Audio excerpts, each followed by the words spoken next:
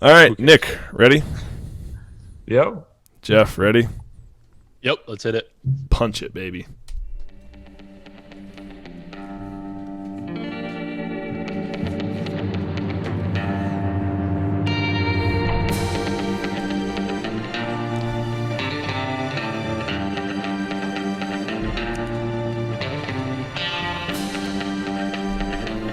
Freshly picked and ready for consumption.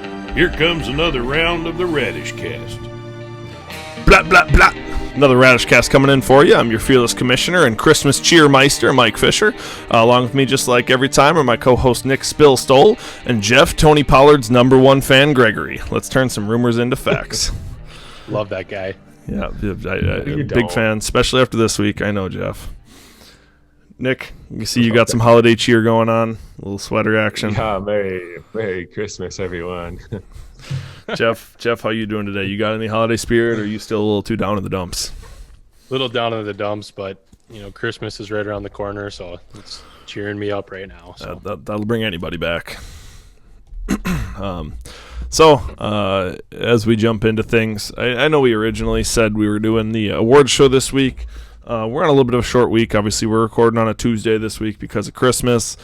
We wanted to give everyone a little extra time, so our awards show will move to our postseason show. So we will do a show postseason, talk about the championship, talk about the toilet bowl, everything that played out, get a lot of perspective. So that'll be a good one. We'll move the awards show, give all the managers a little bit of extra time to put in some reasoning for why they should or should not win said awards. Reminder, Coach of the Year, Worst Coach of the Year, and the Lucky Duck Award. So I know we're looking for input on the Coach of the Year as well as the Worst Coach of the Year from some of the members. I think Monroe and Cooley have both reached out and said that they're going to have something coming shortly. Really curious to get a perspective from Stank on that Coach of the Year. So before we jump into the football matchups, I want to talk league betting again, as we do every week. So, Nick, were you able to place any bets this week? I did not place any bets. I kind of came in late. I didn't get mine in on Thursday. I know we can submit them after that, but I didn't think Tony was changing the lines, so I didn't want to do anything dirty. So, okay. I'm betting this week. It's Tuesday, so I have plenty of time. Gotcha. That's in the tone. Jeff, how about you? You play some bets? You win anything? Yeah, I placed 6 bets. No, didn't win too much. I was actually -8 this week for dollars, but there's always next week to win my money back. Nice. Yeah, I think I placed 5 bets. I placed bets on 3 games, and then I picked the over-under of our game as well as my yardage. I went the over on my yardage, not expecting my quarterback to get hurt after 50 passing yards. So that didn't help. But I ended up plus $5 on the week overall. He's cleaning up. So still hot streak right now. Rolling in dough over here. So yeah, sorry, Thanks, Tony. I'm bankrupting you at this point, but I guess Jeff's paying you out the ass, so it doesn't hurt you. It doesn't hurt too much. But all right, well, as we look to jump into this, let's touch on our records. So going into this week, I had just reclaimed the lead at 25-10, with Jeff very close behind at 23-11, and Nick bringing up the rear at 21-14. So as we get into this Radish recap, those numbers will change. We'll see if Jeff's double up was fortuitous or unfortuitous. Let's hop into it.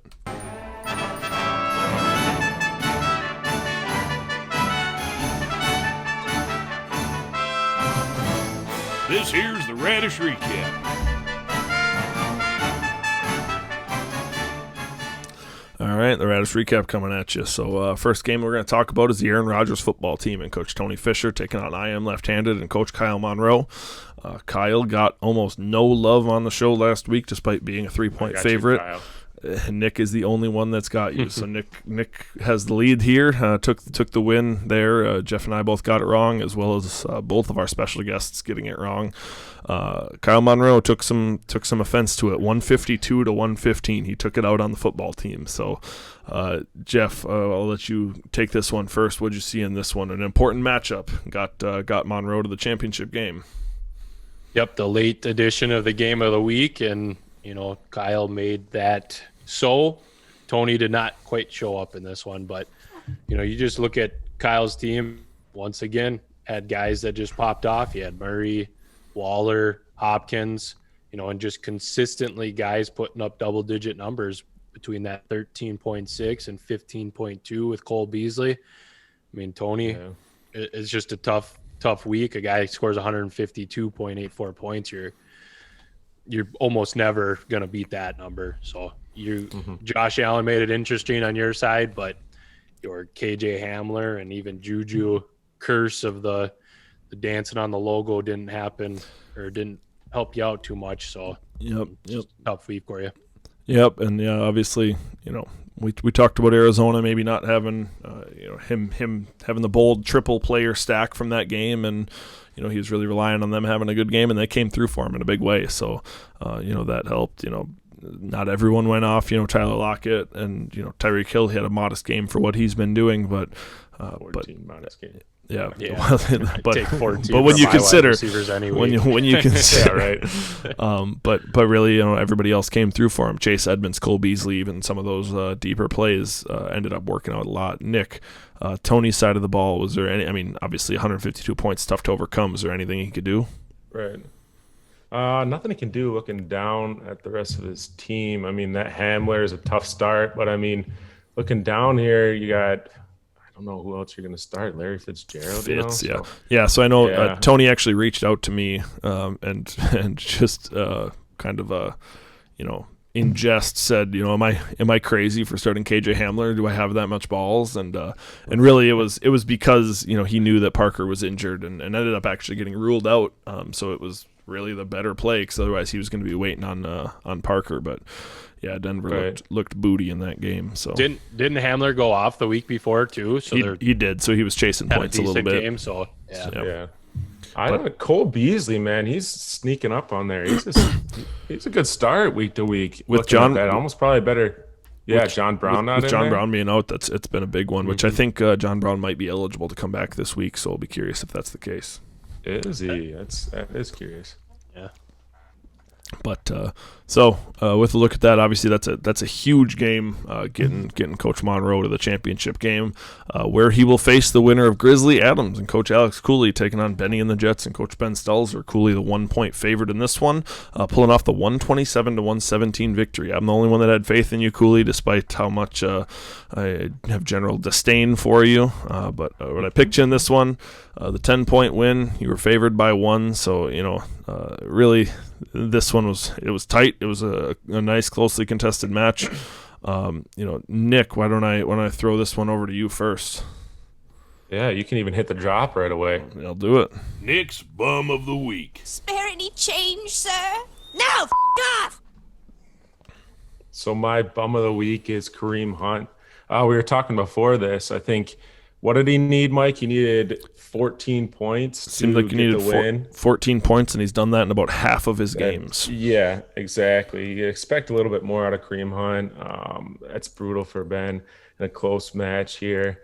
It sucks that I picked Benny instead of Cools, but shit, I'm out of it anyway. So looking at the teams, both good games here. I mean, Diggs with 20, Aaron Rodgers only had 18. I know Jones kind of went off in that game.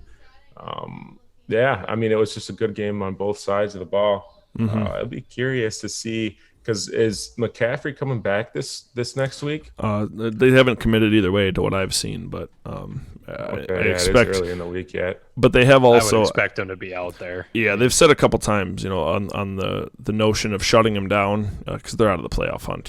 So a lot of people have been saying, why not just shut him down for these last 2 games, and they have basically said they're not going to do that. Obviously it's this week or next week if he's going to play again, so it wouldn't surprise me to see him out there. So that puts a little more question mark in Cooley's starting lineup. I don't know who he's going to slide in there instead of Davis. Frank Gore.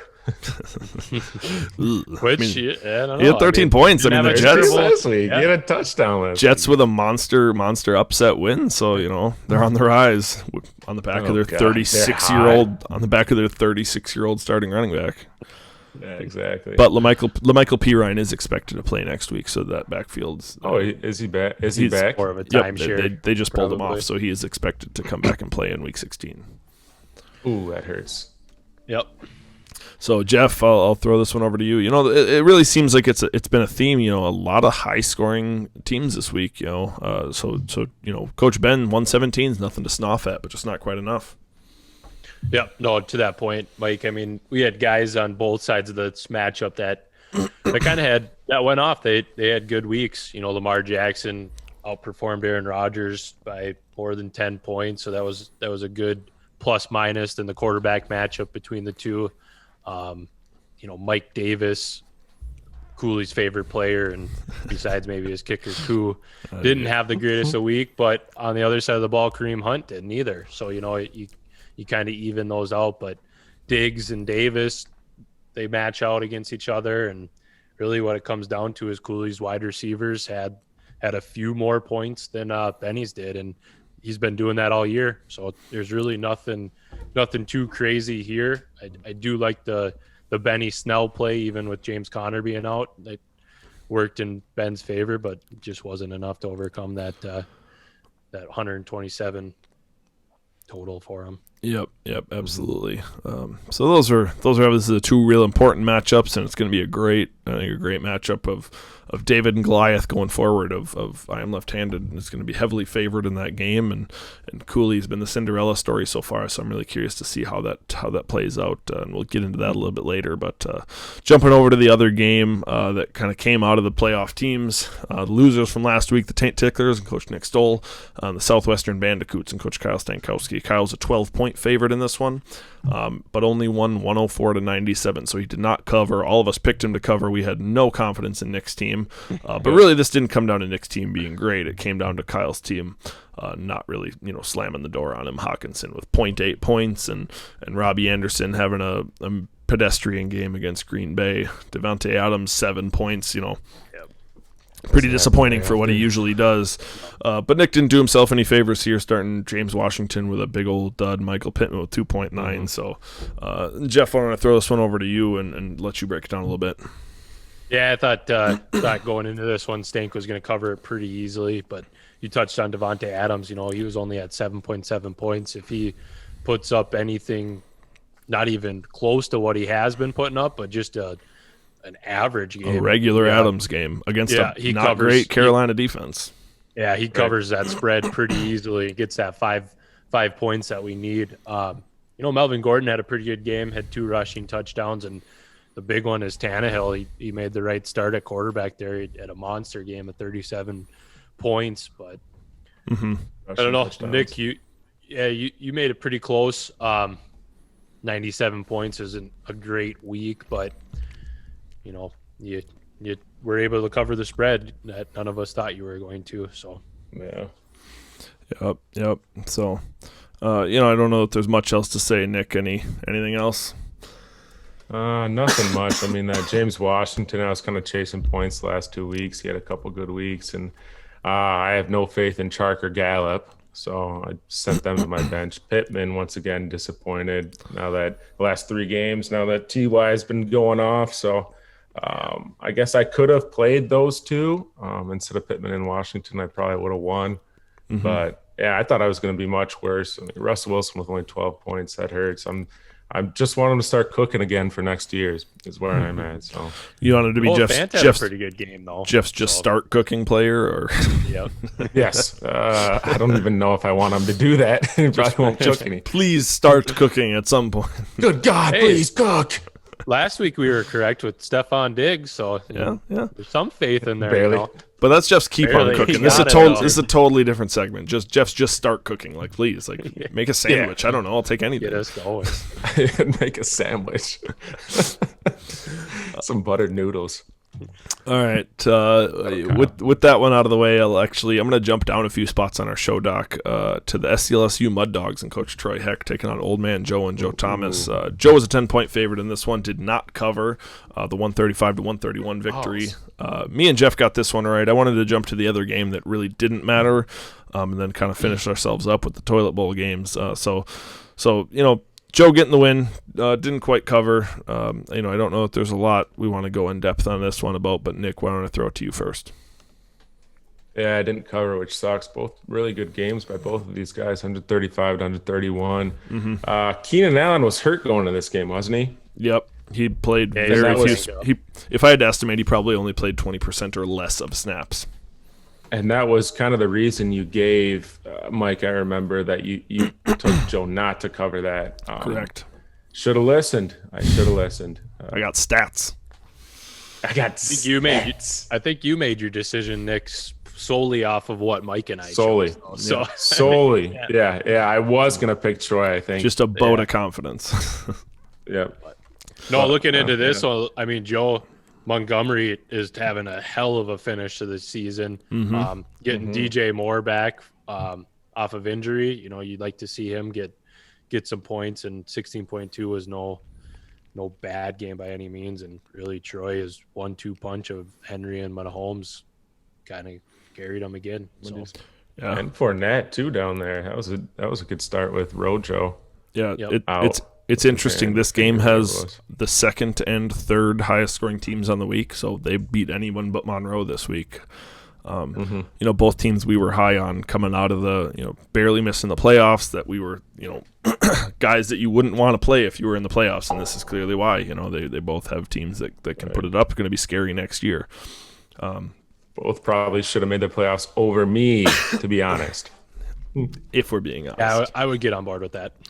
Maybe we should implement like a college football playoff committee deal. The analysts. We can vote. We can vote on playoff teams, and Nick won't make it. Then we won't have the Knicks of the world in there. I don't know what to say. I can't even defend myself other than injuries, but everyone has injuries. He says, look, okay, I guess.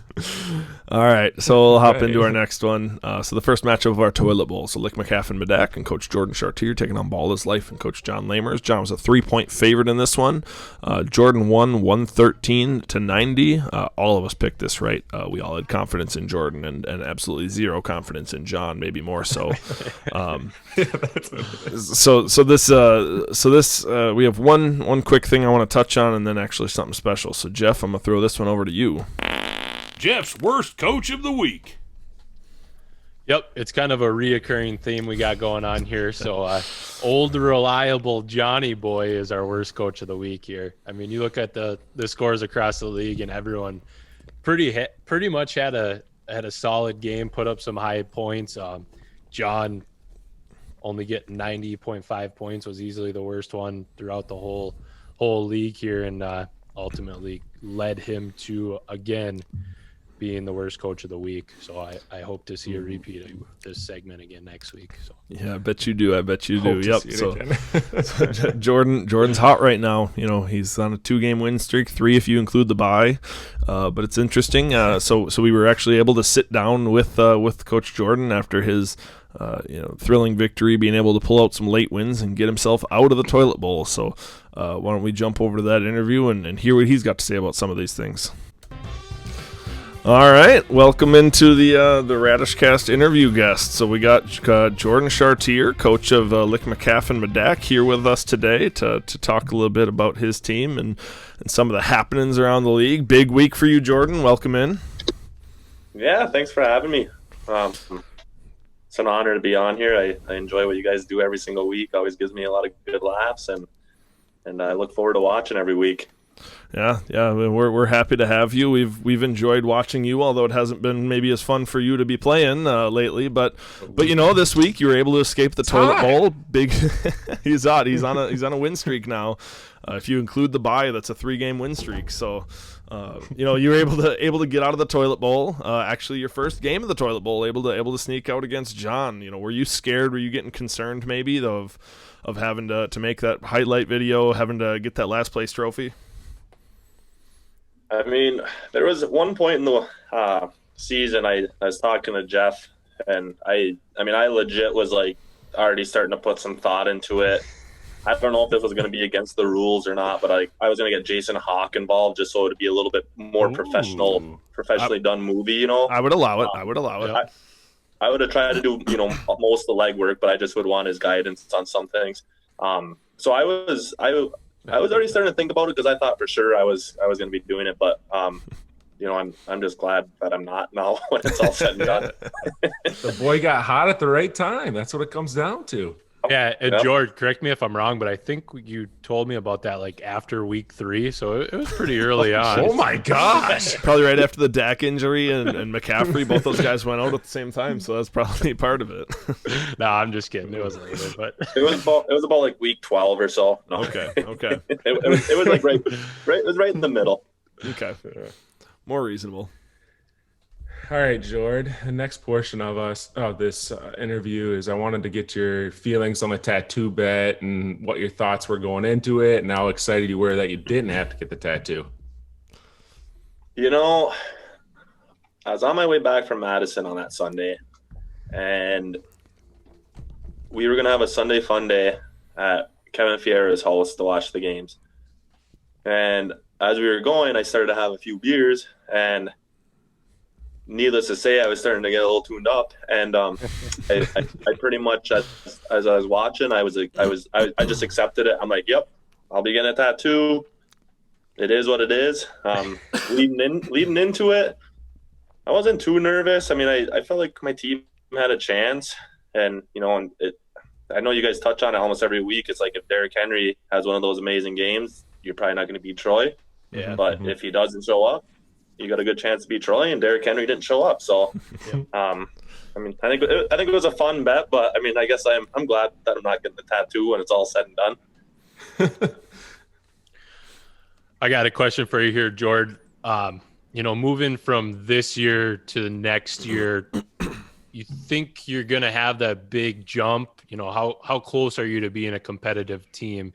You had the worst record at the end of the regular season. Where do you see yourself kind of falling next year? I feel pretty good about it.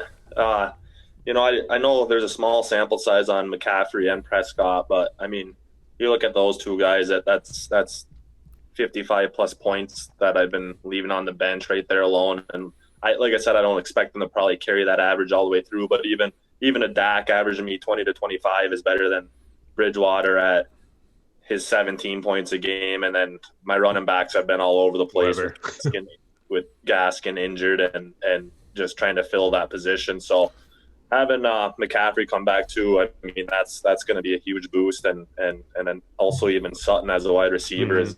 Yep. Mm-hmm. I think it'll put me in a hell of a lot better spot. I mean, I'm not going to make any wild predictions right now, but I don't think I'll be going into week 13 at 1-11. So I want to get a quick percentage on this. If you had to give yourself a percentage chance to go from worst to first, let's just say in the division, maybe it's not even the league, but in the division. So between yourself, you, me, Cooley, and Troy, what do you think your percentage chances are to go from worst to first with all those guys back?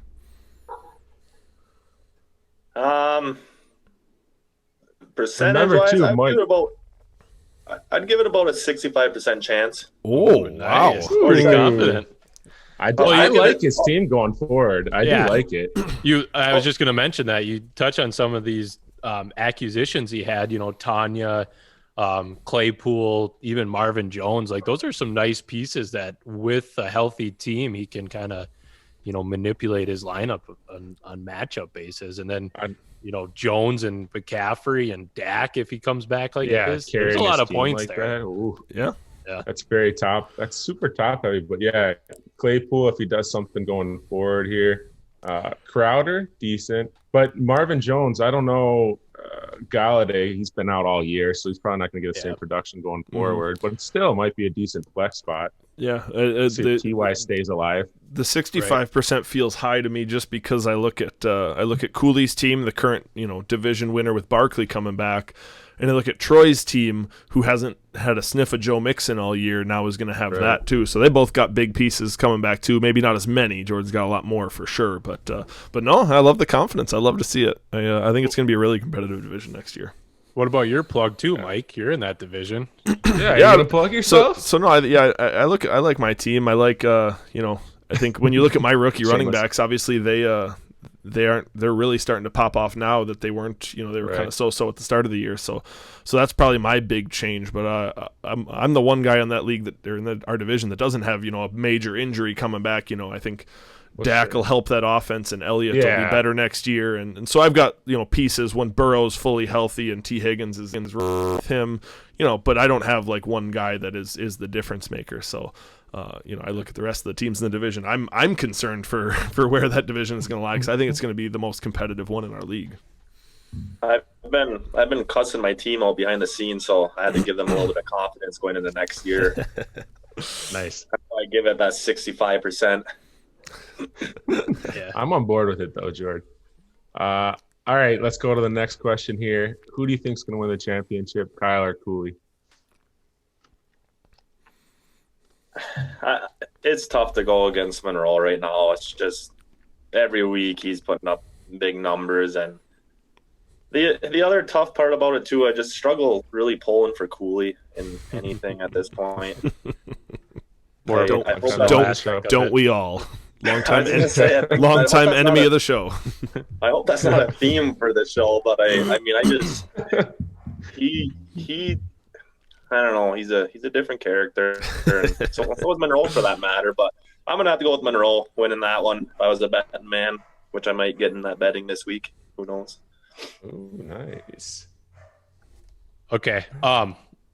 Looking at we touched on it. You beat John last week, but what would you like to say to John right now as you look back before your matchup or before John's matchup right now? Like before his matchup with you, or before he went against me? Yeah, I'd say as a result of your matchup, when you look at how yours worked out and how it played out, are you giving John any vote of confidence? Is there some bad blood after that, beatdown you gave him? Well, I look at that game last week with John, and it's Tom Brady had I don't think Tom Brady's been doing that great. Not, it's not that bad, but it's just no other besides AJ Brown, there wasn't really another Antonio Brown, but yes. Oh, who is it? Sorry. Antonio Brown, but still, we get what you're saying. Yeah, thanks. But I look back at that game, and the other one you look at is Metcalf. He only had 6.8 points, and you would hope. I think he's like the number 3 wide receiver in the league right now, at least in our fantasy scoring. Yep. And you just would hope to see, you want him to perform along with your quarterback, and he needs to get a little bit more help at that running back position. 14 or 15 points combined total between the two is going to be tough to beat anyone. So. Yeah, I don't think his players or his lineup it doesn't look that terrible, but it's just he needs the guys to perform. Yeah, and I got to say, as far as a given week, this was one of the highest scoring weeks of the league in quite a while. So, you didn't let him off easy. Putting up 113 points is a solid outing. So, 90 points, while it was the lowest scoring on the week, it's not a terrible week by any stretch. People are putting up 60, 70 some weeks. Yeah. And I guess, Jordan, as a follow-up, what would you say to John right now as he goes into this toilet bowl matchup? What kind of words of encouragement or would you give him? Do you like his chances? Do you not like his chances? Where are you sitting? I don't know, Jeff. I played you. I can't remember what week it was, and I sure the hell like my chances against you, but Samuel comes out of nowhere. McLaurin had a good game per usual, and you ended up beating me. Probably one of my highest outscoring or outputs I've had for scoring in one of those games. Tough to say what all I'm going to do is wish him luck. All I'm going to do is wish him luck. I'm just glad I'm not in that toilet bowl. Yep. Luck to John at the expense of Jeff. Jeff, that I think that was a slight at you, a direct slight at you.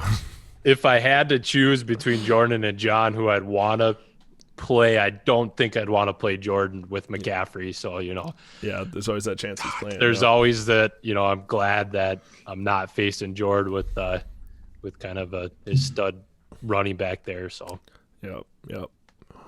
So Jordan, before we wrap this up and get going, as with everyone, I want to jump over to your personalized segment. So let's hit it. Short-ear slap-neck stinker. I am the smartest hillbilly in Hillbilly Town. So Chartier Slapneck Stinker, the guy that really stunk it up. Be it a team, a player, coach, whatever it might be. This is your deal, Jordan. So I'm gonna hand it off to you. This was a Mike. I was talking to you earlier, and you mentioned it could be maybe from the full year or just last week, whatever. And I was trying to find maybe like a player that just really let everyone down on the whole year. And when it was all said and done, I mean, maybe some coaches might have personal gripes against some of their players, but I didn't really find one. I mean, T.Y. Hilton was going to be he was ready to be traded away, and then all of a sudden his last 4 weeks, 16, 21, and 23 points, and then 9, which is I would have taken 9 from him all year and probably snuck out a win here or there. Instead, prior to that, I think he was averaging like 4 points, so he was going to be. And as I kept looking at a bunch of other players, I just couldn't dial it into one person. So I started looking at last week's games. I focused on the 4 games that meant something, to get into the championship or into the toilet bowl. And the first one was Smith-Schuster. Look, I was like, man, 1 point, but it didn't really matter what Tony did. I don't think he was beating Kyle at 152 points. Mm-hmm. We kind of already touched on my game and looking at Cooley versus Ben. Unfortunately for Ben, he just ran into Coach Bitch's team when they were all playing pretty well, and it wasn't like Ben had any real stinkers. So that kind of leaves me with the Archdukes versus the Juggernauts, and Jeff. It's got to be Cooper. Yes, it is. Yes. Derek Carr puts up 2 points, which 124 points scored by Mike is still pretty good. But I mean, your star wide receiver, and I know his quarterback play is what it is, but I mean, -7 rush yards, 10 receiving yards, and 2 receptions for 2 points. So I got a little inside story on this. If you could have got you his 10-11 points, you got a win there, and it didn't happen. You got you 2. So I had the slapneck stinker has to go to Amari Cooper at this point.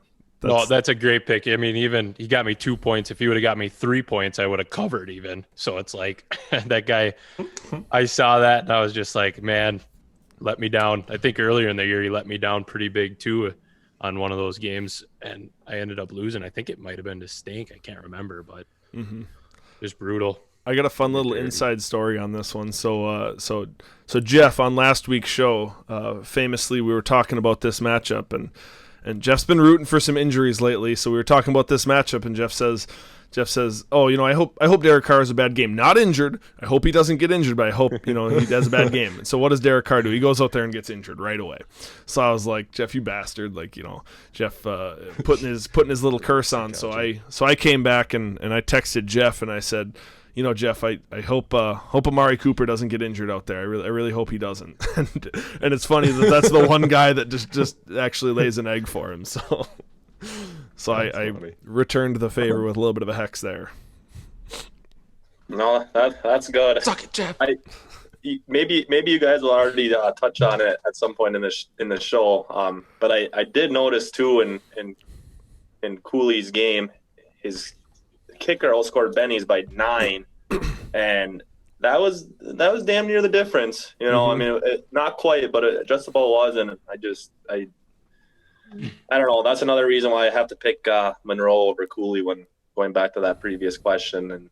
And Cooley's just been bailed out by the kicker way too much. It's been the theme of Cooley's year, right? The Young Wei Koo is the team. So we've touched on that quite a bit. I know. So. All right, well, Jordan, we appreciate you taking the time. We appreciate you coming on the show. Yeah, thanks for having me. It was a good time. Yeah, absolutely. So we'll catch you later. Have a good one. Thanks, Jordan. All right, see you guys. Thanks, Jordan. Bye. All right, well, it was nice to hear from Coach Jordan after his big win. You guys got anything else, Nick? You got any last words of wisdom on this game? Yeah, so John actually texted me. He was wondering if he should start cooking there. I forget who his other guy he was debating with. Cook, yeah, Cook as in who? Oh, Jared Cook?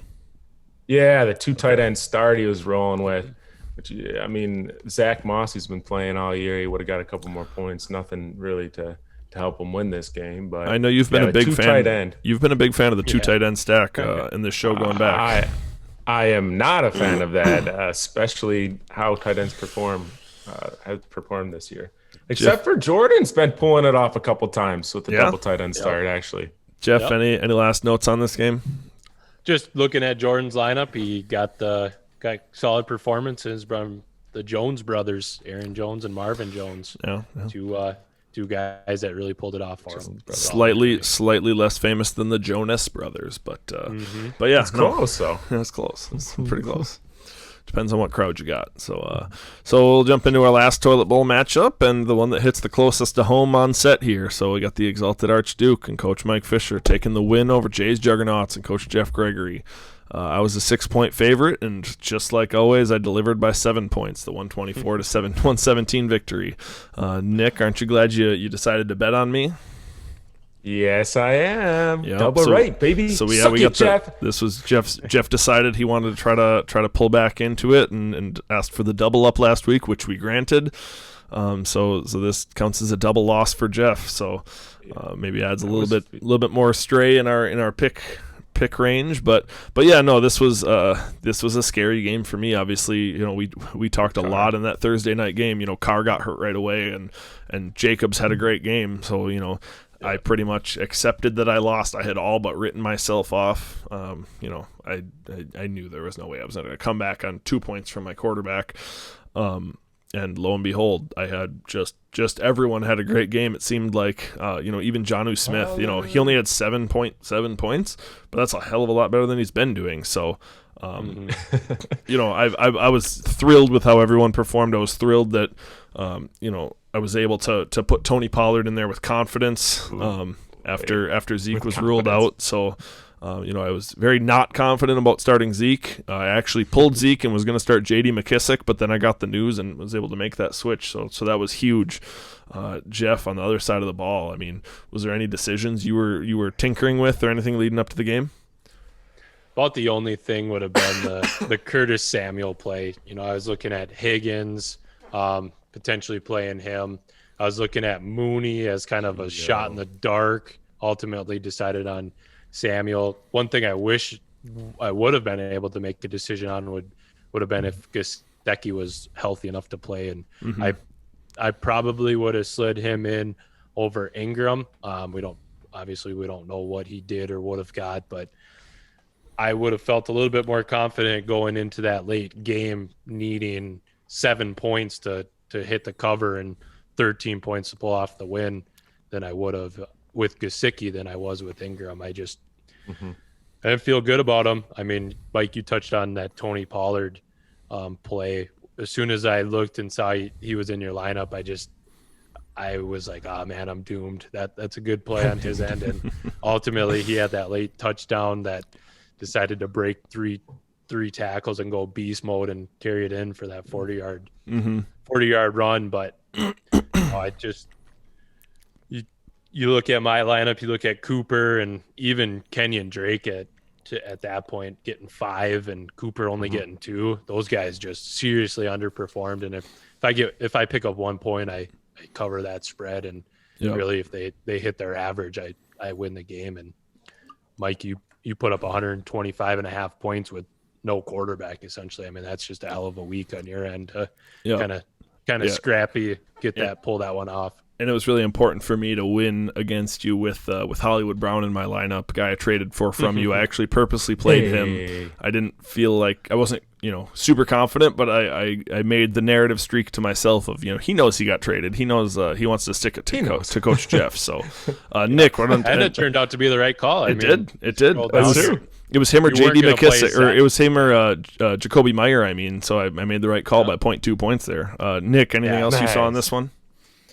Yeah, Cooper just continuously disappoints you, Jeff, when you need him the most. I know we were talking about that before. Jordan touched on it too.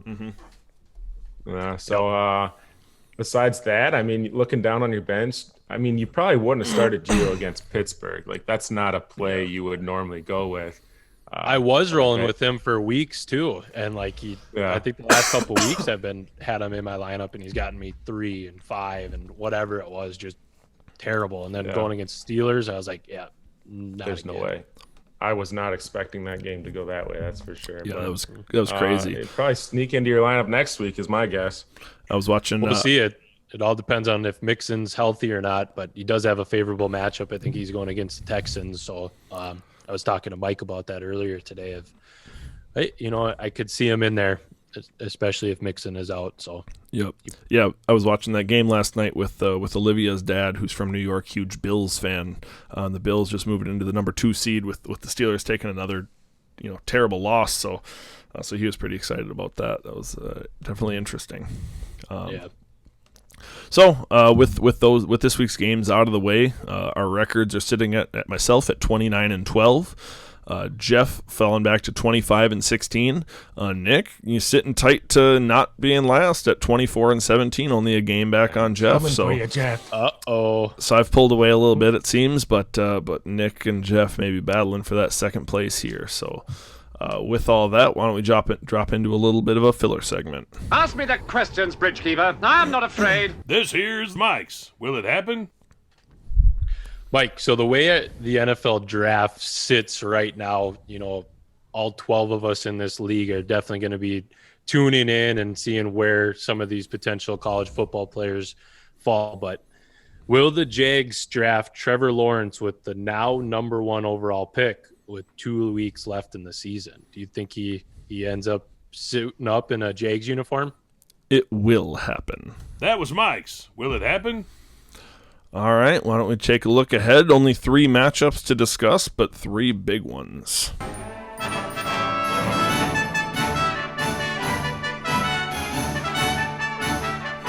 Dive on into the Husky League matchups.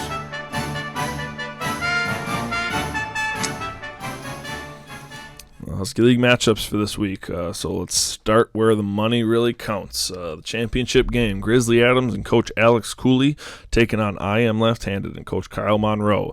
A very lopsided line in this one. Kyle Monroe, the 18-point favorite as it stands right now. Nick, why don't I give this one to you first? What are you seeing in this matchup? I want to hear your picks here.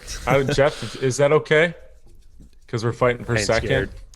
I ain't scared. Right. It's not going to change my mind. Yeah, well, I'll lead us off then and let you give you guys both. Maybe I'll sway one of you guys. So, we've talked about it a lot this year. I've actually been on Cooley's train a little bit these last couple weeks, but really that was based on matchups, right? He had Nick 2 weeks ago, which was a good matchup, a good time to hit him. He had Ben this last week with some injuries. Again, a good time to hit him. I'm not confident in his abilities against a really tough, strong, top-to-bottom team in the left-handers and Coach Monroe. Tyler Lockett's been pretty garbage lately, but I don't think that matters. I think that there's enough guys on his team that can carry him, and so I do have the left-handers covering this one, despite being an 18-point line. If you look back the last couple weeks, he would have covered that every single week. So he's just been playing, really well, really unbelievably well. So I got to go with the lefties here. Jeff, since Nick wants to wait, why don't I throw this over to you? Yeah, I can't pick against Monroe's team anymore. I've done it, I think, the last couple weeks. So I got Monroe covering, and Mike, if you want to hit the drop, there's a player on his team that really I want to highlight because of it. Jeff's Keep On Cooking. Who wants some man meat? I do. I want some man meat. And this week's Jeff's Keep On Cooking brought to you by the Nintendo Switch. Get yours now at Target. I got mine on a nice Black Friday sale, and the 3 of us will be playing some Super Smash Bros. Ultimate because of it. Nintendo Switch. Always there when you need it. I look forward to playing that Nintendo Switch, Mike, especially the Smash Bros. As long as you can get Falco for me, I think I'll be sitting pretty good. We'll be this week is Jeff's Keep On Cooking. Normally you don't like to pick a tight end because, Nick, I think you alluded to it earlier in the show. They have been just absolutely garbage all year, but one guy, Darren Waller, is my selection this week, and he will be part of the reason why I'm picking Monroe's team to cover this 18-point spread. So I got to roll with the Monroe lineup, and partly because of Waller, but also his just dominant wide receivers of Hill, Hopkins, and we touched on it last week. Lockett really hasn't been too good, but all it takes is one deep bomb for him to put up a 20-point outing. So yeah, and I don't think you're going to hear any arguments from either of us. He's been unbelievable in that offense, and whether it's Mariota or whether it's Carr, I think he's got a good chance. Nick, so obviously you've heard from us. We're both taking Monroe. Are you going against it just so you can try to pick up a game? Yes, I guess. Are you doubling down, Nick? Because you haven't doubled down yet. I was about to ask to double down on this one. 18 points is a big spread, and I think Monroe will probably do it, but I got to get back here. I got to get some points back here. I mean, looking at it, like we were talking about, if McCaffrey comes back, Cooley's starting Gore. Like that's just brutal. But Cooley he's sneaky. The boy's sneaky. And then John Brown coming back, like we were talking about earlier too, might impact Cole Beasley, but I don't think it'll be that big of an impact. It will, but I think Beasley already has his self established a little bit. I want to take Monroe, but I'm going to double up and say Monroe doesn't cover this. I still think you win, though, Kyle. Still got your back. All right. Well, I got it in here as the double up. So that'll be interesting.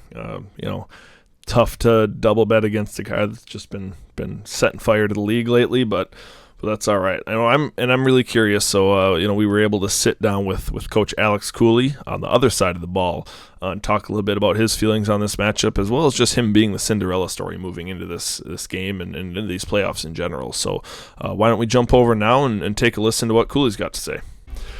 All right, we're here with Coach Alex Cooley of Grizzly Adams, this true Cinderella of the league, making it to the championship game. Cooley, how you doing today? Doing great. Honestly, it couldn't be any better. Couldn't be better. After the last few weeks here, big playoff push at the end of the year and big win this weekend. Yeah, it absolutely is. I'll jump that in and give you a chance to kind of tell your story, because you're really the Cinderella of the league. Coming in pretty unheard of. So why don't you talk us through a little bit about that Cinderella run a little bit, and then maybe talk about this last week's matchup with Coach Benny. Well, I mean, I really have felt like the Bill Murray character from Caddyshack most of the second half of the season. It's a Cinderella story. Hitting some tulips, here and there, and it's a hole in one. You never know what's going to happen. I'll tell you what. 8 weeks ago, I don't think I would have really actually bet that I'd be here. I talked a lot of smack to Mike along the way, being very confident and overly confident in my very average team, as he put it. I think a long time ago. So, yep. I think the biggest key, for me so far, or in the second half of the year, has been, I finally got a few guys healthy. In the first half of the season, I had Deontay Johnson, Corey Davis, kind of up and down with injuries. Davis missed 2 or 3 games. John Brown missed a bunch of games. He's for most of the year. But, first couple games of the year, he had big performances. And even when he's been there for maybe a couple games after that, he's had good weeks. But I finally was able to find a consistent slate of wide receivers. I think that's been important. It hasn't been anything earth shattering, right? I mean, I'm looking at if I can get double digits with all three of my wide receivers starting spots, I feel good. Mm-hmm. One of those. That's what you normally 15, do, though. 18, you right? have been getting that week in and week out. You have been seeing that. That's right, and it's been very important. So, Corey Davis has obviously probably been a little bit surprising overall, but he's really he had not a very good week the week previous to this one, but this week he came out and he had 19 points. Deontay Johnson at a 16 spot there. Mm-hmm. CeeDee Lamb, was up at 11 points. If I can get that out of those receivers, and then somehow find a way to piece it together with a couple running backs and a flex in there, which that's been the challenge all year, has been trying to figure out on any given week, who the hell am I going to play for my running backs in that flex? Because, Gurley really the first half of the season, and he's been, since his bye week, I don't know what happened in that bye week, but he's been a different player, and it's been a different backfield. So I do have Ito Smith, but it's like, can you trust the backup Falcons running back? I don't think so. I don't know if you saw the report that actually came out today saying that Ito Smith is now their lead back, for what it's worth, and Gurley's role has changed to being the reserve guy. So, but I think they play the Chiefs, right? They do. Yep, they do. So you expect a pretty big lead the Chiefs will have. So, do you really want that? Yeah, like I said, lead back. Exactly. I don't trust that for a second. Gurley is still good. It's going to be split for sure. Right. And it's a tough week with Gore as well, with Perrine coming back, Pirine coming back. Yeah, and I don't know if I it felt terrible. Felt terrible starting him against you, Fish, and obviously gets a concussion after 1 carry and 2 yards. So it's not like that one was a good idea either. But I don't know. I mean, my running backs all year, I think I've started like 6 different guys in those running back spots or something like that. DJ Dallas was one of them, right? Like, I mean, that's what I've been dealing with, and again, just figuring out a way. And generally, what it comes down to, and especially here lately, what's been the best development out of everything, aside from getting healthy with my wide receivers, has been Travis Kelce. Lamar's been that's nice. Yeah. Lamar in the last 3 weeks has found it again, right? And him being in the middle of a playoff push like that, getting a couple weeks off and then with COVID, like it seems like it just reset him a little bit. And if I get that from him, and Kelce just keeps doing what Kelce does, right? Like I can get 120, I can get 125, and if I get lucky and I have my running backs somehow each get 9 or 10 points, fall into the end zone. A Deontay Johnson gets a touchdown or two, like all of a sudden I could love a 130 ball, right? Or 130. I'm not saying it's going to happen, but like the potential's there, with Lamar and Kelce playing like that. So, do you think 130 is even going to be enough going against Monroe, though? So, it doesn't feel like it. Right? Monroe's hot, and his guys. He is hot, attractive, but how's his fantasy football team? I was curious because Benny asked me that this morning of what.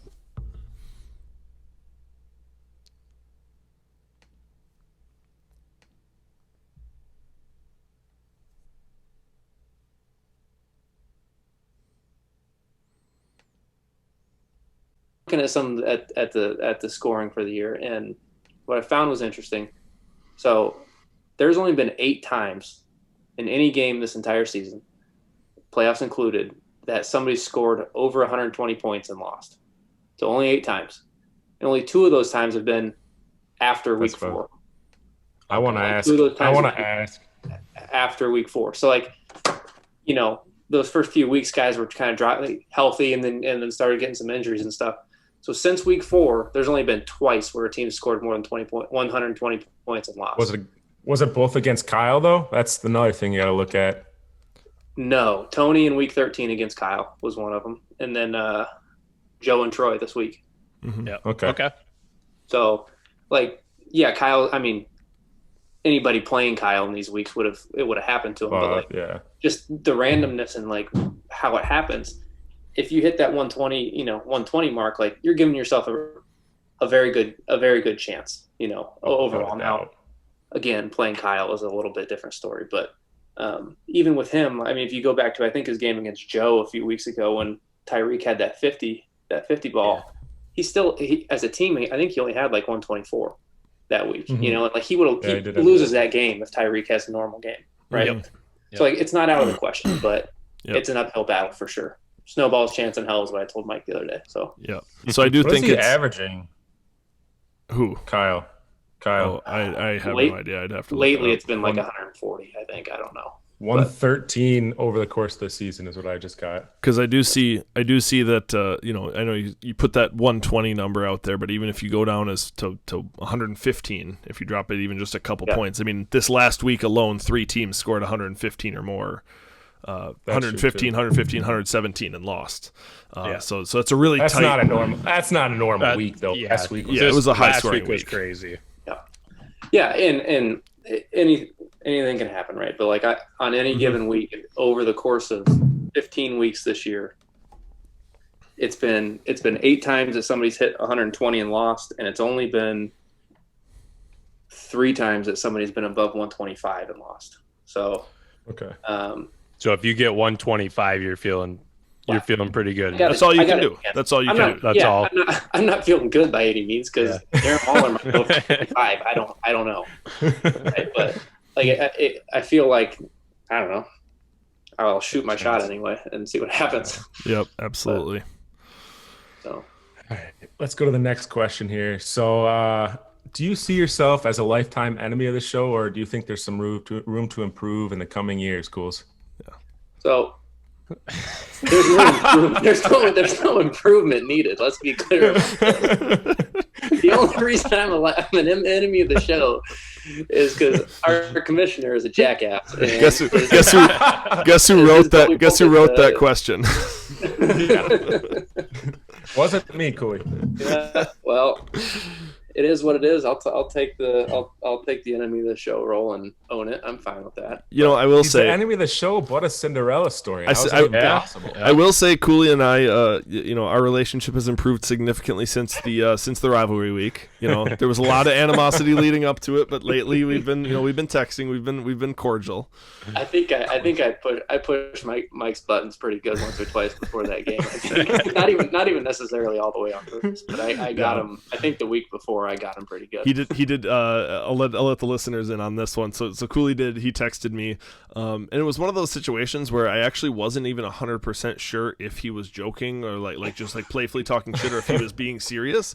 And it just happened to be that he texted me just at the perfect moment that I had just got done doing something at home that that just got me riled up and in just a terrible mood. And then I look down and I see this text that and it was just the perfect storm. You guys, obviously everybody knows how I get when I get angry. I'm picturing it right now. and so it was just one of those things. And I told him about I texted him back a couple times and I just kind of stopped responding. And I told him about a couple days later, I was like, you texted me at just the wrong moment. I was not having it. I think what it was the week before. So the week before we played that rivalry week game, Mike was just awful. He was just terrible. Oh, yeah, it was my game against Troy. It was when Troy just boot slapped me.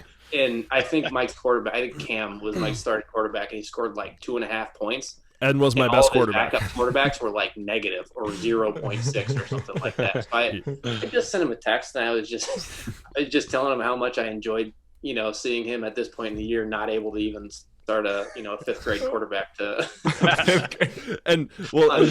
that's good. And like I said, I think I responded to that first one and was like oh yeah, but it was my best choice, or I was kind of playful, but then it was the second and third text that you were piling on, and I was like, I'm not having this right now. I'm not having this. I'm done with this. I was so happy when he told me that a couple days later too. I didn't even mean to get to him that, but I did, and it made my day. Looking back, it was it was funny, but at the time I was just not having it. That's hilarious. Yeah. So, enemy of the show, I'll take it. I'm in, Mike.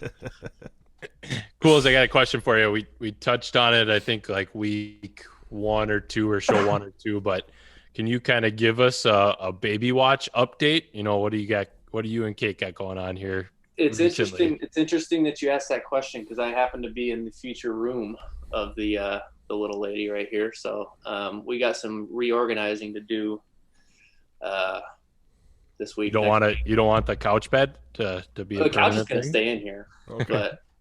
But we got a few bookshelves right here. They're going to have couch is going to have to move. We're going to get a crib over there. Got to paint. I got to do a whole bunch of stuff. So I don't know if you follow on social media, but we got a name. So a little girl named Charlotte Grace Cooley. So, okay. Probably gonna call her Charlie. So nice. Getting real. I think we're about 4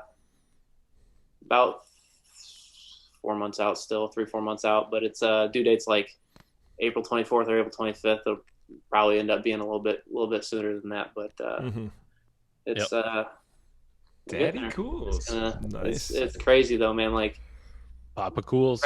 Yeah. Exactly. Pregnancy in the time of COVID is just insane. It just changes. It changes so much. That just sucks. But you got to be so careful with everything. But everything else is great. It's just like you got to be so careful about seeing people and going places and all that. It's just an added thing that you didn't expect to have a year ago. You know what I mean? It's just something that you deal with. You roll with the punches almost. So. And the reality is, she's probably we're probably gonna have pictures when she gets born of us there with face mask on because like I can't even.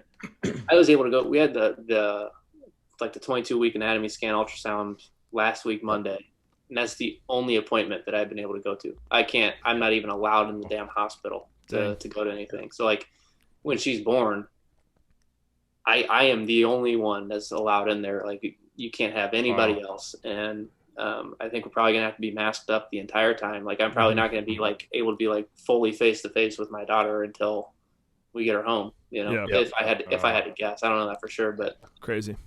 So all the pictures can be crazy like that, right?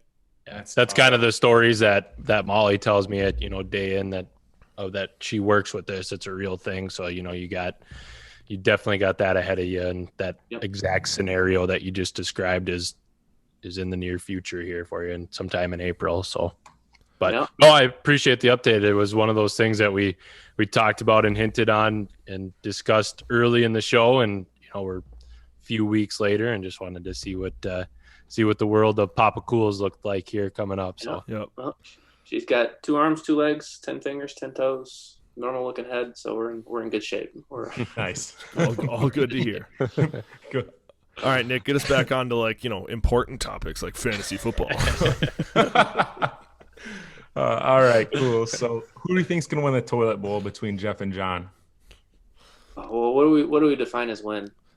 Straight up. Doesn't have to do who wins the game? Who's getting out? Who's getting out? Who wins the game? Look, Jeff's getting out. John is just like John's been supportive of Grizzly Adams and company, but I got to tell you, man, John's just been. That's been a struggle. That's been hard to watch. Mm-hmm. I don't know how he won as many games as he did. Did he It's because it was before he traded away Chubb, Hopkins, and Ridley. That's what it was. Yeah, that's what it was. He hasn't won a game since then, I don't think. I guess not. Yeah, you ship out all your leading scorers, I suppose. He's riding a 7-game losing streak right now, and I'm closely behind him with a 5-game losing streak. So Mike just I just broke my 9er. Just broke my 9. We won't get that bad, Mike. But, oh God. I don't know. Give it next year. John might get there. I don't know how he does, but he might get to a 9 game. Yeah, 9-game losing streak. When you add in this year's 6, but right. Yeah, I mean, I think he's got to be the odds-on favorite, right, to lose that one. Yeah, he's currently the 7-pointer. Yeah. So, hopefully, we'll see. I think we all picked Jeff too. So, yeah. I don't. You'd be dumb not to. Well, watch John actually win. Yeah, that's what I'm. After all this shit talk. Yeah. I got everyone behind my team and watch them just take an absolute shit. And you got to be careful with that, Jeff. You got to play up that underdog role. Really classic. Well, we're right. This is success in that all year, Cools. We've talked about it several times on today's show. We've talked about the fact that you get there, right? Cooley, you get to the championship game. Jeff, you get to the toilet bowl game, and even if you're the favorite, even if you think you're going to win, anything can happen one week. And Cooley, we talked about this right at the start of the playoffs, right? You were asking about, oh man, what's my shot at an actual Cinderella? And this is the exact situation that I kind of laid out. You had Nick in the first week, which was a good matchup. You had Ben, which was the right time to hit him. And all you got to do is get to that game, and anything could happen. Monroe has one down week, you have one up week. Jeff, you have one down week, or John all of a sudden has a great week. That anything can happen one time. Sorry, we got some vacuuming going on out here. I don't know if that's too loud or not. Not coming through too hard, so we're okay. Yeah, that's good. Yeah, it's I think what I was texting you about, Mike, was I wasn't expecting to have Mike Davis. I wouldn't expect to have Mike Davis through this whole playoffs, and I think that's when that kind of broke the other way. That's when I started to feel like, okay, maybe there's a chance. I think I can win 2 games with this, right? And then you never know with him. I mean, he had a few good games at the beginning of the year, but he really has been. He might have had one other one, in the past 4 weeks or so. Yeah, I think he had one 2 weeks ago or so. I mean, it's been 6 points average probably for most of the year for him. So it's not like you guys were making a big deal for a while about Mike Davis for me, and like he was. I mean, he had a couple 20-point games there at the beginning of the year, but it's not. He's been just as much of a struggle as anybody else. So, but it still helps. I mean, having somebody that, like, if he's playing, he's gonna get at least 6 or 8 points. Whereas, like, I might, which is pretty good for your team's running backs. Yeah, so, that's where I'm at. Cool. This is kind of off script, but who do you like more this year, Mike Davis or Koo? Who's your favorite player in your lineup? Koo for sure. Koo for sure. The team MVP. Yeah.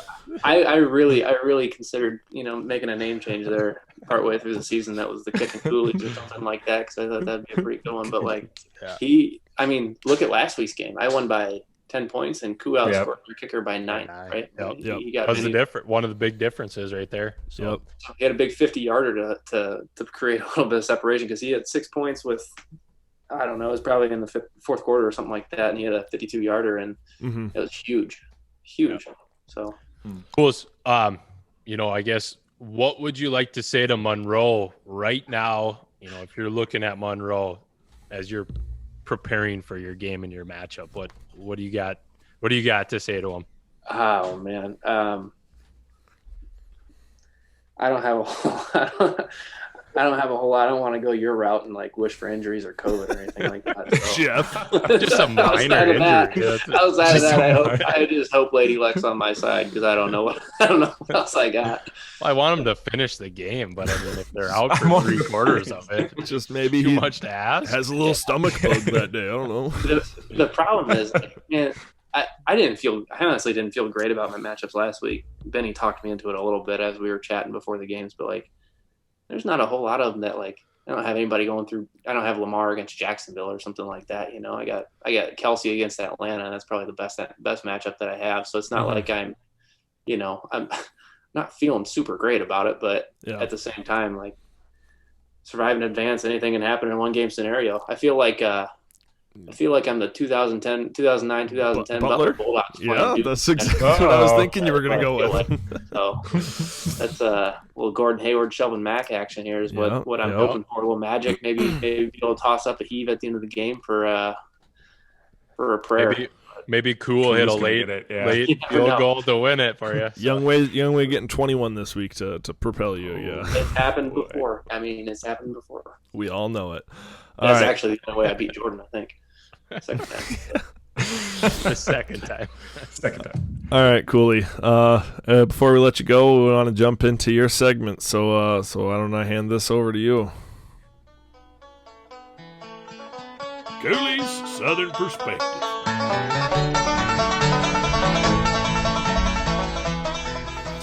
Let's get a little perspective from the Louisiana Bayou with Cooley's Southern Perspective. Here you go, buddy. I like it. So, are y'all familiar with what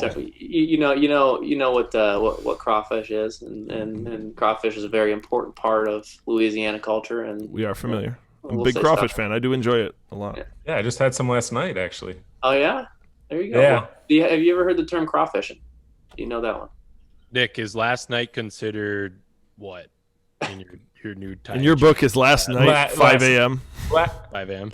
Yes, it was the morning. It was like 3 today, I suppose. Nick goes into work in about 2 hours. It's 7 p.m. right now.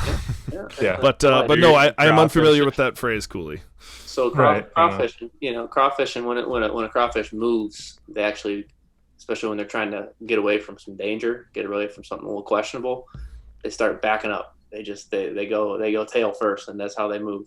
Mm-hmm. So we got a term down here in Louisiana. It's called crawfishing. and that means when somebody starts making statements, get a little bit ahead of themselves, and all of a sudden they realize they got to start crawfishing real quick, start backing up. You can crawfish on a bet. You can do some crawfishing. You crawfish hard sometimes when you realize that you messed up. Well, I think my Southern perspective is at least one member of this show, if not all three of you, been doing some crawfishing here lately, because I do believe that there was a lot of comments a number of weeks ago about how much you hated my lineup and how you can't understand how we're winning, and maybe I know something about Corey Davis that you guys don't know. You've been crawfishing pretty hard lately.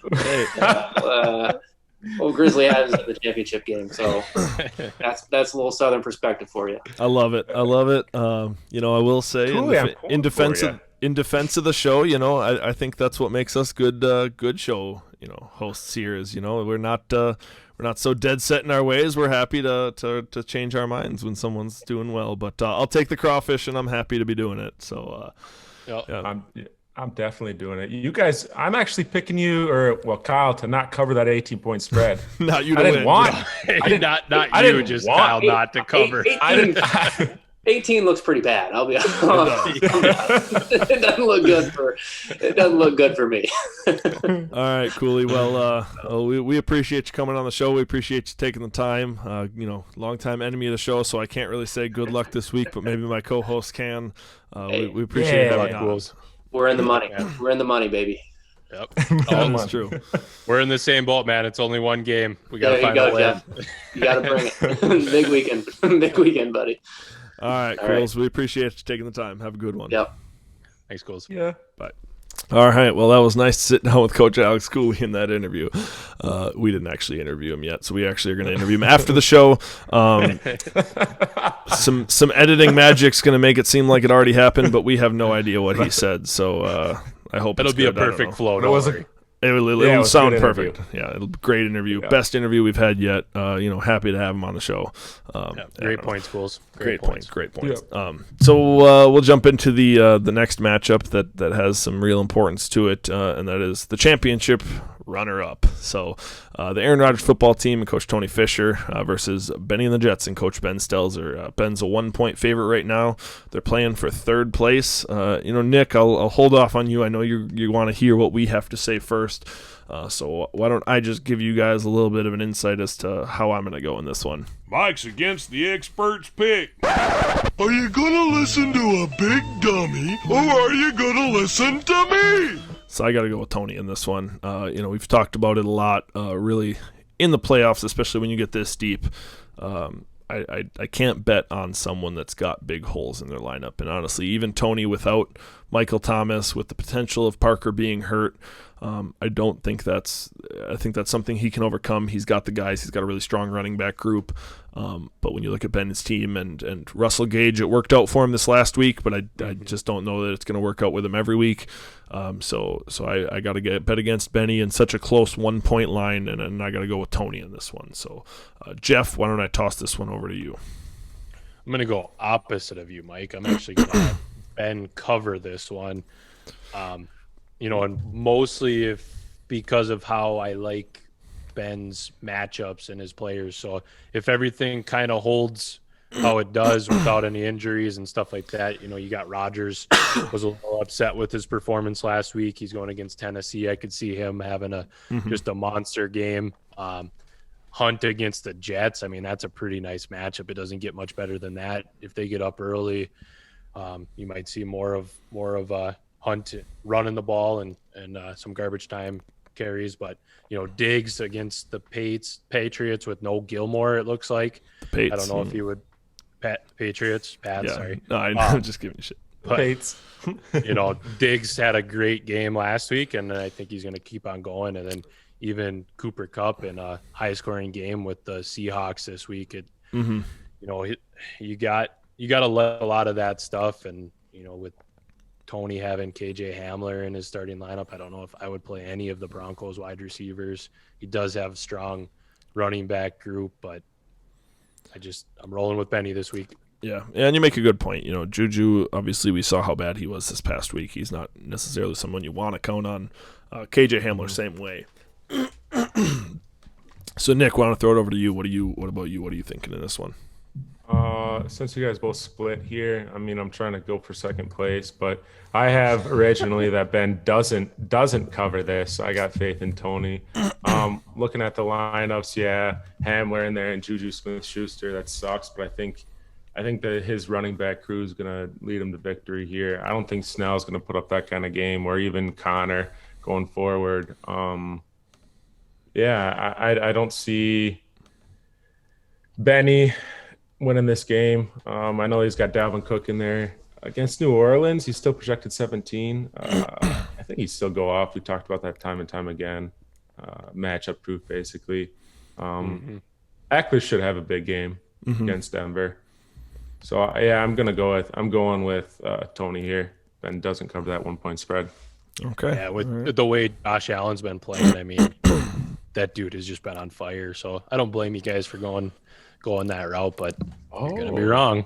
Yeah, I think I almost forgot. I think the 1-point spread is actually perfect here, though, because I do think that this is going to be a very close game. It's pretty close. And Nick, I know what you forgot about, so Nick's garbage time all-star. I'm the trash man. I come out, I throw trash all over the ring, and then I start eating garbage. So the last 2 weeks, Swift has kind of had a garbage time touchdown. I'm going to broaden my spectrum here, though, so maybe I get it right. I'm going to say any Lions player is going to have a fucking garbage time touchdown. Anyone on the Lions against Tampa Bay. So if I'm not right on that, if that's a game, that would be typical Lions to make that a game when it shouldn't be. But yeah, what's the spread? Tampa Bay minus 9.5. Jeez. Well, this is your last. Obviously, this is the last round of games of the year. This is your last garbage time All-Star of the year. So, maybe if you don't get this, maybe if you don't get this one right, then we look at a new segment for next season. But might even have to look at that regardless.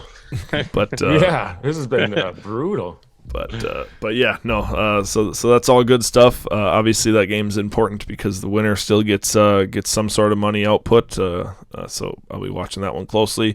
But despite how important, obviously, the championship, obviously third place, all those are important. But the one I'm probably the most interested in has got to be our last game. So the garbage bowl, the toilet bowl, the John and Jeff Bowl. I don't know. So not anything anybody wants to be in. But Ball is Life and Coach John Lamer is taking on Jay's Juggernauts, Coach Jeff Gregory. Jeff being the 7-point favorite as it sits right now. This is the most interesting to me because, obviously, the championship game, someone's going to win the league. They get a trophy, they get money, but it's about, what they're going to see out of it. This is going to be really interesting because this determines, our hype video, what some of those rules are going to be. There's going to be a lot of intrigue and a lot going on with this one. Nick, I'm going to force you to go first on this one. What do you see in this? Yeah, I see Jeff covering this. I mean, Tom Brady and Brown, that hookup deep touchdown last week, I can see that happening again, but I still don't think it's enough to overtake Jeff's team here. Am I a Tua believer now? I don't know. Hopefully. Tua maniac? I don't know. Tua maniac? I like your team right now. I mean, Kenyon Drake's not going to have as bad a performance as he did last week. That really sucked for you. But Gio, too, that I hopefully Mixon's out and you get some good output from Gio. Yeah, he should be, isn't he? He's not coming back, is he? He's been, and I don't know for sure, but he's been kind of hit or miss if he's going to be coming back even the rest of the season or not. So kind of the same with McCaffrey. They don't really know and haven't said much yet. So, and obviously we're early in the week, so we don't have a lot of practice reports or anything to go on. Right. It would not surprise me one bit if they dumped him for the year. They started their all-star quarterbacks out, not all-star, I guess. Exactly. He's a rookie, but soon to be all-star, future all-star. The future of their team, right? He's their future quarterback, and he's out for the year. They're not playing for anything. It wouldn't surprise me if they decided, okay, we just paid you $60 million. Let's sit you down for the year. So, yeah, I'm curious. And this is, Dwayne Haskins is out at strip clubs after the game, so Terry McLaurin might have. God. I don't know if you saw that, Nick, since you've been sleeping all day, but a bunch of pictures surfaced of Dwayne Haskins at a strip club with no mask on and all this sorts of stuff right after losing a game. The boy's lonely. He needed to bring his spirits up. So it's going to be an interesting. So bad. It's going to be interesting who's even throwing Terry McLaurin the ball. But even having said that, I just, if I'm you, Jeff, I'm looking at Darrell Henderson, and I'm not as concerned as I would be if it was Cam Akers. Even though Cam's going to be out, Darrell Henderson will have that backfield to himself, but he won't really, because they're going to give Malcolm Brown a couple touches, and you just, even when he was seemingly like he was going to be the guy there, you just never were sure about it. So I'm taking Jeff to cover. I'm not confident in John's team at all. Jeff, I have a feeling I know where you're going, but how you falling in this one?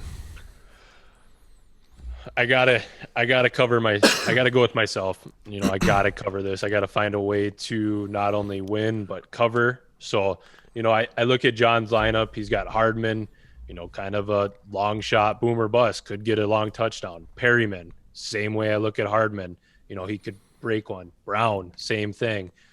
Metcalf always could go off whatever he wants. Henderson, Mike, you touched on it, probably has that shared backfield with Brown. Hopefully Brown gets the goal line carries, but it's just John has potential. He's got guys that if you hit all on the same week, you could put up pretty big numbers. But then I look on my side, and you touched on, if Alex Smith is back, I'm confident in Terry McLaurin. He's been doing it all year, just very consistent. Nick, you touched on Gio Bernard. If Mixon's out and I'm going against the Houston's defense, Bernard is a good play. If Gesicki's in there, that's one of my questions. Maybe I might slide Gesicki in for Ingram and try to do the Tua Gesicki stack for the Dolphins there. But Drake, and it's really going to come down, I think, to my running backs. I mean, Drake and Jacobs have to have a good game. I got to get them in the end zone. They're notorious for getting stuffed inside the 5-yard line, but they got to find a way somehow this week to cross that goal line. And I'm sitting pretty good, but we touched on this earlier before the show. You never want to be in a 1 week matchup, decide so much stuff. And unfortunately, both John and I are in this, and I can't be overly confident, but I got to find a way somehow to win this. So I'm rolling with myself. Yeah. So Jeff, did you have some? If you're going to start Tua or Matt Ryan, thinking about that, or has it just been Tua? I thought I liked what I saw out of Matt Ryan last week against a pretty good Tampa Bay team, but the Chiefs, for me, is just a different story. I think they're going to get up so big that they're going to be in passing situations, and I think the Chiefs are just going to sit back. And ultimately, I don't like what I see against people going against the Chiefs. And with Tua having a pretty favorable matchup against the Raiders, I think it is, Saturday night, he's starting to run the ball a little bit more. Maybe he sneaks in and scampers in for a touchdown. That'd be huge for me. So I just think Tua the Dolphins have to win this game. It's a must win for them. And, there was stuff out there where Tua wills this team to a victory. So, I'm just hoping that I can see the same thing for my fantasy team if I do play Tua. If they come out and Julio's in, they say, he's over this injury and Julio's a go, does that change your mind at all? Or are you going to obviously the more favorable matchup? Ooh. I think if Julio's in, I got to go with Matt Ryan. There's just too many weapons out there. Even Gage is the last couple weeks is emerging. So if I got Gage, Julio, Ridley, and a situation where the Chiefs are probably going to be up huge, I think those guys will still get their points, and that bodes well for Matt Ryan. So I got to monitor that close. That's my biggest decision right now is who I'm going to play at quarterback, and then also the tight end follows right behind there. And if I really go with Tua, I'm probably going to roll with Gesicki just to kind of double down and try to. Oh, that's what I was going to ask. If he's, I was going to ask. So I was going to ask if Gesicki is healthy and Julio is healthy. Who do you go in that situation, Tua or Matt Ryan? We're getting into the weeds. We're going deep. We're going real deep. So I think I would switch over to Matt Ryan just because he's proven. I don't know if I want to put my faith of the toilet bowl championship in the hands of a rookie. So I think if Julio goes, I probably slide Matt Ryan up in there, regardless of Gesicki if he's healthy or not. But all right, it's something I got to monitor pretty closely because there's a lot of roster decisions. I'm sure John's sitting on the other side of here, kind of looking at his lineup and what is he gonna do, or where can he sneak out a touchdown and get some points? So, yeah, for sure. Got to hit on this one. Yep. So yeah, no, that's like I said, an interesting game and maybe a little sneak peek for the viewers. We do intend on having John on the show next week, no matter how this plays out. So we'll get to hear from both sides after the fact. So with that out of the way, let's jump into our last segment. Shut up, baby, I know it. Shut up, baby, I know it. Absolute guarantee. Jeff, why don't you lead us off? So because I'm going to be so in-tuned in mine and John's matchup and really that Lions-Tampa Bay, my shut up, baby, I know it drop and guarantee here is going to be Tom Brady will throw for more than 350 yards, and he'll have more than 3 touchdowns. So shut up, baby, I know it. That hurts. That does, yeah. You still got yourself. Projecting poorly, but no. All right. Who does Tampa Bay have? Remind me. Detroit. Yeah, that's maybe pretty fair then. Nick, let's jump over to you. What are you guaranteeing? All right, so listening to Jordan's interview here, it kind of and Cooley's think about my abs. No, that's not the one I'm leading to. That hasn't happened yet. Wait, yes, it did. So Jordan, didn't you watch the video? Right, yeah. But because Jordan said that he was going to get some help from Jason Hawk, I think my guarantee is going to be whoever loses the toilet bowl will come through with a surprisingly good hype video. Oh, shut up, baby, I know it. Yeah, that's shut up, baby, I know it. I'm really hopeful. I am hopeful, but actually hearing that from Jordan made me much more excited. I agree with you, Nick, that I was like, I was excited. I thought that maybe Jordan was going to be more of a stickler about it and be like, oh, fine, I'm just going to make a shitty video. But so I was happy to hear that he was already giving it some thought and he was kind of getting hyped about having to do it and bringing in an expert, longtime friend of the podcast in Jason Hawk. So I was happy to hear that. Jeff, any similar plans maybe, or are you just holding off on your planning? Well, since Jordan kind of shared that plan with me, I think after week 3, if I remember correctly, so it was pretty early in this season.